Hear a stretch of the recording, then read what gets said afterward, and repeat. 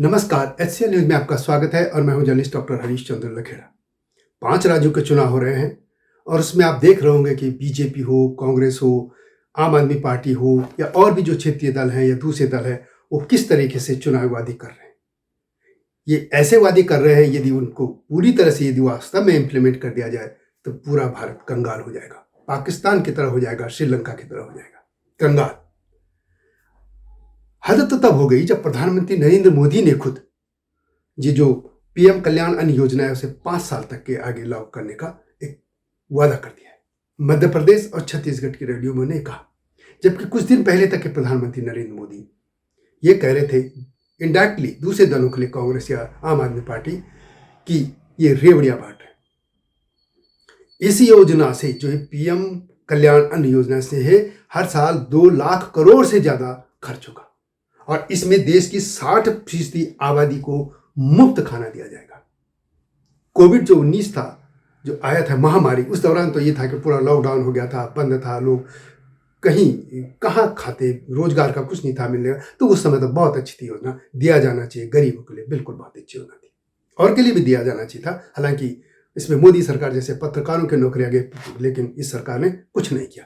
खैर, वो अलग मुद्दा होगा, इस पर मैं बात करता हूं। अब 2 लाख करोड़ हर साल खर्च हो गए। किस पे बोझ पड़ेगा? ये पड़ेगा जनता। और कौन सी जनता? जो टैक्स दे रही है ईमानदारी से। लेकिन सिर्फ इसमें बीजेपी ही दोषी नहीं है। ये जो वास्तव में ये जो पौधा है, ये था कांग्रेस से कर लगाया और ये पौधा बट वृक्ष से भी ज्यादा हो गया। अब बट वृक्ष तो पॉजिटिव है। एक झाड़ी होती है जो अमेरिका से आई, इसे पूरे भारत में एक झाड़ी वो जो फैल गई, एक घास, उस घास की तरह है ये, जो दूसरी फसलों को नष्ट कर रही है। और इसमें इन बंदरबांट जो पॉलिटिकल पार्टियां कर रही हैं, वो लोगों को निकज्जो बना रही है।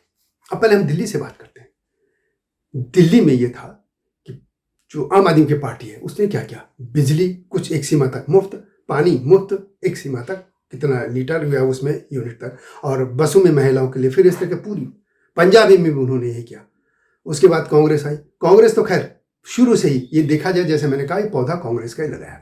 आपको याद होगा कि इंदिरा गांधी के समय में एक चुनाव हुआ था गढ़वाल का, जिसमें हेमवती नंदन बहुगुणा उपचुनाव लड़े थे और कांग्रेस की तरफ से थे चंद्रमोहन सिंह नहीं।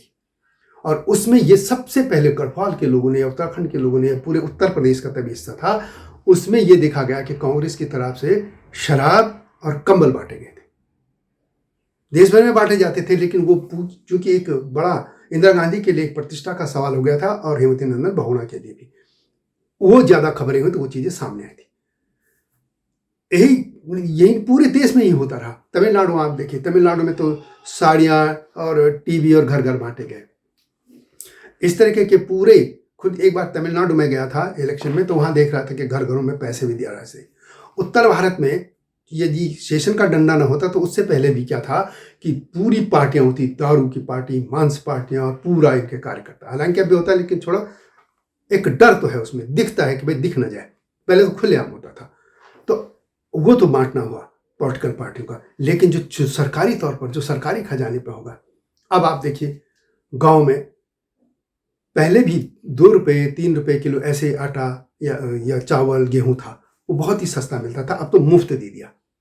उसके अलावा वृद्धावस्था पेंशन भी है, उसके अलावा विडो पेंशन भी है, विधवाओं के लिए भी है, इसके अलावा गर्भवती महिलाओं को भी पेंशन है। इसके अलावा अब कई प्रदेशों में जो गृहिणियां हैं उनको 10-10 हज़ार, 5-5 हज़ार, ऐसे कुछ 1-1 हज़ार जो भी है, एक अलग अलग अमाउंट वो भी जारी है। इसके अलावा सिलेंडर में सब्सिडी है। इसके अलावा गरीबों के लिए मकान भी बनी रहे। इसके अलावा शौचालय का बहुत बड़ा मूवमेंट हुआ था, शौचालय बना, वो भी मुफ्त सरकार की तरफ से। और जब सरकार सब कुछ मुफ्त देगी तो ये लोग क्या कर रहे हैं? इनकी क्या जिम्मेदारी? ये सिर्फ बच्चे पैदा कर रहे हैं। एक जिम्मेदारी तो तय होनी चाहिए ना इनकी, कि भाई आप वो गरीब है, आप सरकार आपको इतना दे रही है, लेकिन एक पीढ़ी तक की तो गरीबी रहे। ये पीढ़ियां दर पीढ़ियां गरीबी क्यों हो रही है? इसमें कोई स्टडी हुई है क्या? कोई स्टडी नहीं हो रही। चुनाव आयोग इस पे आपत्ति जता चुका है। चुनाव आयोग ने हाल ही में कहा कि हम पूछेंगे पार्टियों से कि वो इसको कैसे इंप्लीमेंट करेंगे। और इसके अलावा सुप्रीम कोर्ट में याचिकाएं भी गई और खुद सुप्रीम कोर्ट इस पे चिंता जता चुका है कि रेवड़ियां जो बांटी जाती हैं वो चुनाव प्रक्रिया को प्रभावित करती हैं। लेकिन नतीजा क्या है? उम्मीद तो थी प्रधानमंत्री नरेंद्र मोदी पर, क्योंकि ये योजना बहुत अच्छी थी, इसकी तारीफ की जानी चाहिए, पीएम कल्याण अन्न योजना, क्योंकि कोविड काल में दिया गया था। लेकिन अब क्या है? अब तो कोई पूरी इकोनॉमी बहुत अच्छी चल रही है, पूरे लोग, कोई प्रतिबंध नहीं कि आप घर में बैठे काम कीजिए, सब कुछ, तो आखिर मुफ्त देने का कैसे? आप देना चाहते तो कुछ तो कीजिए ना, उनसे लोगों को लगे कि हाँ मेरी भी इसमें हिस्सेदारी है, मैं जो खा रहा हूँ। ये अब ऐसे कैसे कि आप लेटा है, उसको सब कुछ मिल गया, उसे कुछ काम करना ही नहीं है, और एक ही काम है बस, अब फिर वो बच्चे पैदा करेगा। तो आखिर पॉलिटिकल पार्टियां ये कर क्या रही हैं? खुद जो कर्नाटक है उसमें उन्होंने 5 योजनाएं गारंटी कुछ की थी कांग्रेस ने। उन्हीं के जो डिप्टी सीएम है वो कह चुके हैं कि ये तो पूरा हमारा कोष खाली हो गया है और अब हम कुछ नई योजनाएं करने की वो नहीं है हालत में। मध्य प्रदेश के मुख्यमंत्री ने हजारों की संख्या में योजनाएं लागू कर दी है, हर जगह ये हो रहा।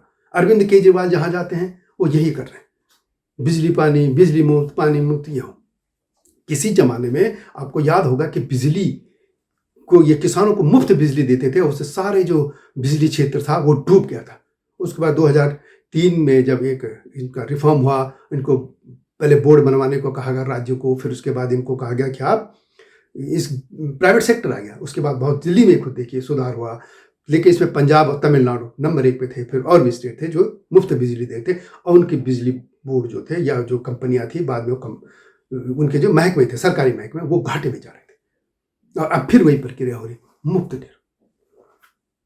2003 के आसपास थोड़ा सा ये कोशिश हुई थी कि इस सब्सिडी या कुछ कम की जाए सरकारी तौर पे, लेकिन जब अटल बिहारी वाजपेयी उस सरकार में, उनकी सरकार थी, लेकिन उसके बाद क्या हुआ? सारी पार्टियां ऐसे ही करने लगी। उस मेन मुख्य तौर पर यह अरविंद केजरीवाल, जब ये थोड़ा इस पे स्टॉप लग गया था, ये जो मुफ्त रेवड़ियां बांटने का, लेकिन अरविंद केजरीवाल ने ये थोड़ी सी सुरंग की, एक जो ये कह सकते हैं वो टैंक में, और उसके बाद अब तो सब ने बड़े बड़े छेद करके इतने फव्वारे, और ये समझ लो कि पूरे नहरें टूट रही हैं, बाढ़ आ रही, सुनामी आ गई है, ये बंदर बांट की। तो आखिर भारत कहाँ जाएगा? ईमानदारी से जो लोग टैक्स दे रहे हैं उसी पर तो बोझ पड़ेगा। आखिर पॉलिटिकल पार्टियां ऐसा कर क्यों रही है? पॉलिटिकल पार्टियों को ये समझना होगा कि ये देश कैसे चलेगा और बोझ किस पे डाल रहा है। तो इस पे आम लोगों को इस पे अपने रिएक्शन करनी चाहिए, रिएक्ट करना चाहिए, उनको जताना चाहिए कि भाई ये गलत हो रहा है, और जब जताएंगे तभी तो पॉलिटिकल पार्टियां इससे सुधरेंगी। लेकिन सवाल है कि अब कौन सी पॉलिटिकल पार्टी सुधरे? सभी तो ऐसा कर रही है। इस पर कोई बंधन तो होना चाहिए कि आप इस सीमा तक ही मुफ्त दे सकेंगे। अब आप ये बताओ कि उनको मुफ्त खाना मिल रहा है, एक परिवार का, हम किसी का भी आकलन कर रहे हैं, एक परिवार है बीपीएल, उसको मुफ्त दे दिया। बुजुर्ग होंगे घर में, उनको भी पेंशन मिल रही, जो गृहिणी है उसको भी महीने का पैसा मिल रहा। इसके अलावा बच्चे, उनके लिए स्कूल में मिड डे मील है, मुफ्त है खाना, उसमें यूनिफॉर्म भी मिल जाती है और उसमें किताबें मिल जाती है, सब मुफ्त है। तो आप सवाल हो कि आदमी वो जो है वो निठल्ला होकर लेट के करेगा क्या? तो निठल्ला लेटे, उसे कुछ करने की जरूरत नहीं। और देखा जाए तो कई क्षेत्रों में खेती इसीलिए बर्बाद हो रही है, मतलब खेती बंजर हो गई, नहीं हो रही। खासतौर पर मैं एक उत्तराखंड का इसको दूंगा, एक पलायन तो है ही, राशन मुफ्त मिल रहा, पेंशन योजनाएं हैं, सेंट्रल गवर्नमेंट की कई योजनाएं हैं, तो काम क्यों करेगा आदमी? तो जब काम ही नहीं करेगा तो आखिर कब तक ये चलेगा? एक तो लिमिट बांधनी पड़ेगी ना। और हो क्या रहा है कि जब इसी तरह की समाज क्या होता है कि उनको मुफ्त मिल रहा है, ज़्यादा बच्चे पैदा हो रहे हैं, ज़्यादा पढ़ भी नहीं पा रहे हो, न वो उनको उस तरीके से कर रहे हैं कि वो एक समझदार, एक जिम्मेदारी निर्वाह करें। यदि जिम्मेदारी होती तो अपनी आबादी क्यों बढ़ा दें? एक परिवार तक तो होना चाहिए कि भाई इस तरह गरीब परिवार, लेकिन उसके बाद उसकी पीढ़ियों को देखा जाना चाहिए। यदि वो 5 बच्चे पैदा करते हो तो 5 गरीब पैदा कर दे रहा, उसको एक सीमा तो होनी चाहिए। तो इस पर तो पॉलिटिकल पार्टियां सोच नहीं रही, इसको सोचा जाना चाहिए। अन्यथा भारत से जितने भी लोग पैसा कमा रहे, विदेशों में इसलिए भाग रहे हैं कि हमारा पैसा तो सरकार लेकर बांट रही है। तो ये जो बड़ा कारण विदेशों में जाने का संभवतः यही है। तो खैर, पॉलिटिकल पार्टियां, उनको जितनी जल्दी हो सुधर जाना चाहिए और लोगों को भी इस पर रिएक्ट करना चाहिए। और ये बंदर बांट जो हो रही है संसाधनों की, आखिर वो कहाँ जाएगी? आपके क्या विचार है इसमें? कमेंट में उससे लिखें और चैनल को सब्सक्राइब करना न भूलना। इसके अलावा एक हिमालय लोग यूट्यूब चैनल है मेरा, जो हिमालय सिविलाइजेशन पे, उसको भी देखिए। जल्दी मिलता हूं नए मुद्दे के साथ, तब तक नमस्कार। हिमालय पे पेड़ हो तो गीत गाएंगी नदियाँ, गीत गाएंगी नदियाँ। पेड़ों पे चिड़िया है तो गीत गाएंगी नदियाँ, पेड़ों पे चिड़िया है तो गीत गाएंगी नदियाँ।